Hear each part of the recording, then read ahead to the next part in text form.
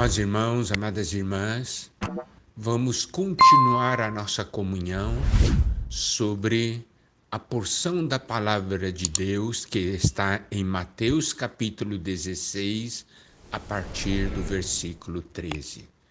Nós vimos que o Senhor levou os seus discípulos para os lados de Cesareia de Filipe. Era um lugar longe de Jerusalém, longe da densa atmosfera religiosa.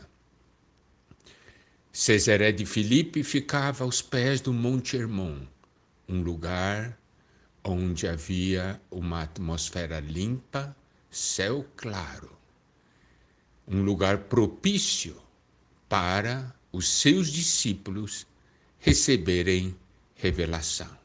Então o Senhor Jesus fez duas perguntas. A primeira pergunta foi: quem diz o povo ser o Filho do Homem? Os discípulos responderam: olha, uns dizem que é isso, outros dizem aquilo, etc. Mas o Senhor Jesus então fez uma segunda pergunta: mas vós, continuou ele, quem dizeis que eu sou? Aqui nós podemos ver que o Senhor se preocupa com um ponto. Ele deseja saber se nós o conhecemos ou não. Ele quer saber para nós quem ele é. O Senhor está dizendo quem eu sou para você. O que você pode falar a meu respeito? Você realmente me conhece? Ou você simplesmente me vê da maneira que os outros falam? Você me conhece de verdade? Quem dizeis que eu sou? Aí Simão Pedro respondeu: tu és o Cristo, o Filho do Deus vivo. E o Senhor Jesus disse que Simão Pedro era bem-aventurado, porque essa revelação não vinha de carne e sangue, mas vinha do Pai que está nos céus. Aqui nós podemos ver, só Deus pode revelar Cristo. Homem nenhum consegue revelar Cristo a outro. Mas Deus pode, somente o Pai pode. Por quê? Porque o mistério de Deus é Cristo. Deus revela Cristo. E nós vimos que essa revelação tocou em dois pontos: a pessoa e a obra. A pessoa, o Filho do Deus vivo. E a obra, a comissão. Tu és o Cristo, o ungido, aquele que recebeu uma comissão. Então precisamos conhecer a pessoa do Senhor e precisamos conhecer a obra do Senhor. Somente assim nós teremos uma revelação completa do nosso amado Senhor Jesus. Não podemos ser aqueles que vivem baseado em revelações dadas por carne e sangue. Por quê? Porque carne e sangue somente pode dar uma revelação sob o ponto de vista humano. Só Deus pode dar uma revelação sob o ponto de vista divino, celestial. Carne e sangue só vê o que é terrenal. Por isso vemos como é importante nós buscarmos ao Senhor e falarmos ao Senhor: Senhor, revela-se a mim. Eu quero te conhecer de uma maneira viva. Eu não quero viver baseado no que os outros dizem. Não quero viver baseado nas experiências dos outros. Mas eu quero ter uma experiência viva contigo. Eu preciso que o Senhor se revele para mim de uma maneira viva e real. Agora, no versículo 18, o Senhor diz: também eu te digo que tu és Pedro, e sobre esta pedra edificarei a minha igreja, e as portas do inferno, ou as portas do Hades, não prevalecerão contra ela. Aqui nos mostra que, primeiramente, o Pai havia dado uma revelação. Agora o Senhor Jesus queria também dar uma revelação. Por isso ele diz: também eu te digo. O Pai disse a você, Pedro, mas eu tenho algo mais a dizer. Por isso aqui está escrito: também eu te digo. E agora, o que o Senhor vai falar é muito importante. Ele diz: tu és Pedro, e sobre esta pedra edificarei a minha igreja. Existem muitas controvérsias sobre o real sentido dessa porção.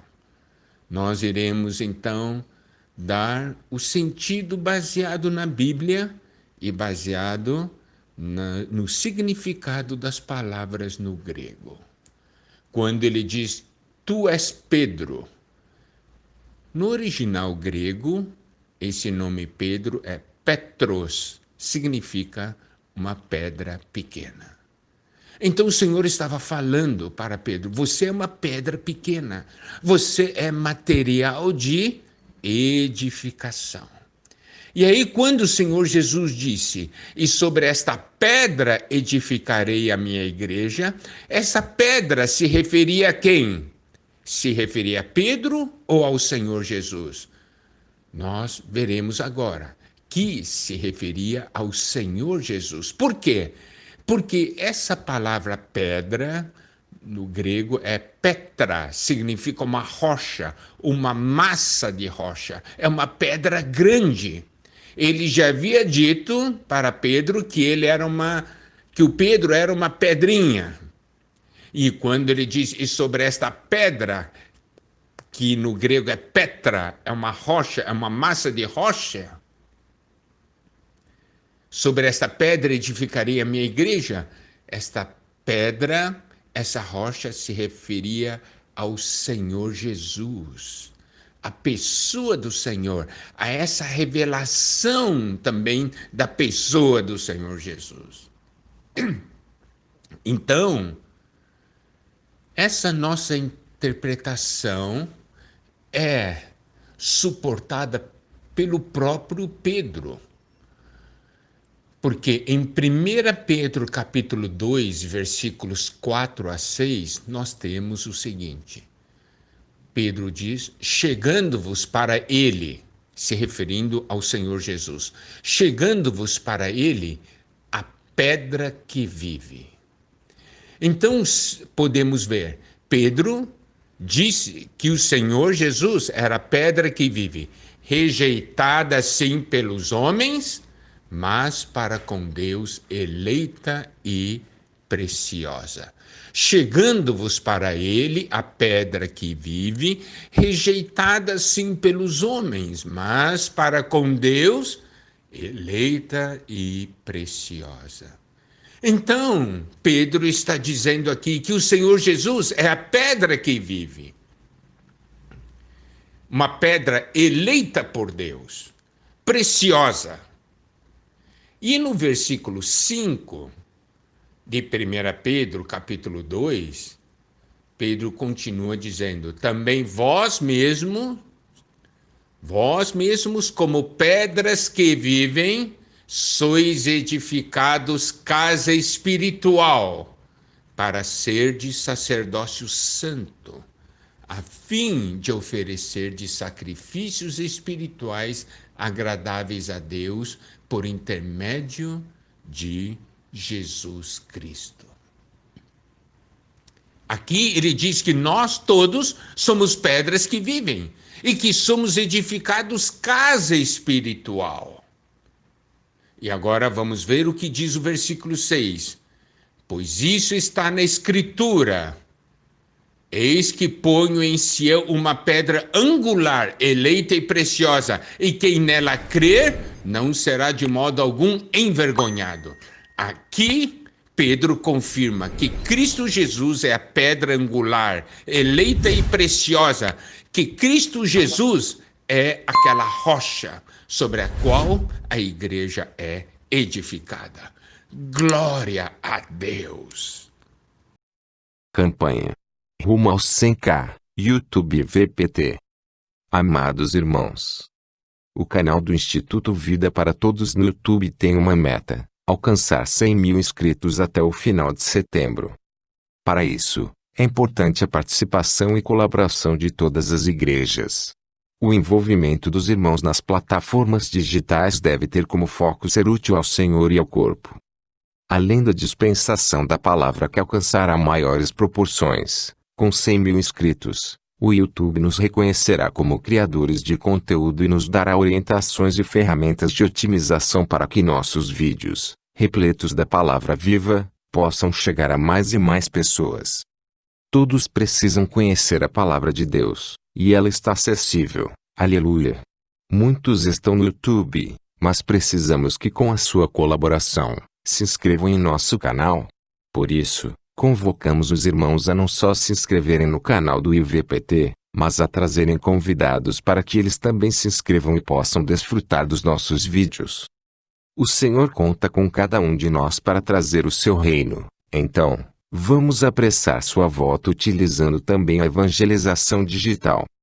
Clique no link e confira se já está inscrito. www.youtube.com/Instituto Vida para Todos. Amados irmãos, amadas irmãs, louvado seja o Senhor. Tendo concluído a série de mensagens, as comunhões, a respeito da nossa preparação para a volta do Senhor nesse tempo do fim, vamos agora iniciar uma nova série, cujo tema é Vigiai e Orai. Vigiai e orai. Isso é um mandamento do Senhor relacionado à sua volta. Isso é um grande desafio para os filhos de Deus, para aqueles que amam o Senhor e para aqueles que amam a sua vinda. Nosso desejo é que essas mensagens possam nos levar a ter um viver de vigilância e oração. Nos leve a vigiar e orar de verdade. Esse é o desejo de Deus para nós. A cada dia, uma nova mensagem será liberada e será postada no Spotify do Instituto Vida para Todos. Lá também você terá acesso a todas as mensagens dessa série, que será liberada como da série passada. Que o Senhor abençoe a todos nós. Vamos nos preparar para a sua volta. Que o Senhor os abençoe. Amém.